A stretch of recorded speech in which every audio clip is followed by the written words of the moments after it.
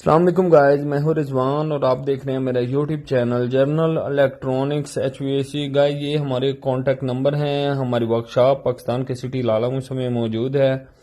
हमारे पास कुछ एसीज के आउटडोर के पीसीबी इन्वर्टर एसी जो हैं उनके आउटडोर के पीसीबी जो कि कंप्रेसर को रन करने के लिए लगे होते हैं, वो कुछ नए पीसीज आए हुए हैं तो आप लोग के साथ शेयर कर देते हैं। जो मोस्ट रनिंग पीसीबी हैं वो आप लोग को दिखा देते हैं। तो गाइज ये हमारी वर्कशॉप का कार्ड है, इस पे हमारे कांटेक्ट नंबर भी हैं।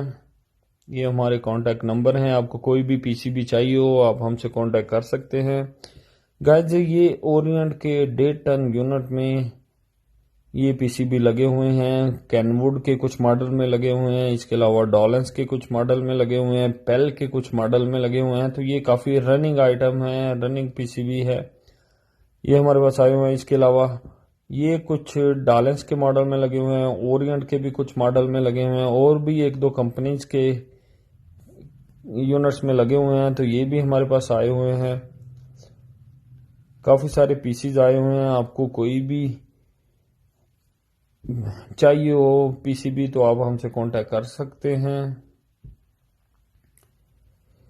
ब्रांड न्यू पीसीबी हैं,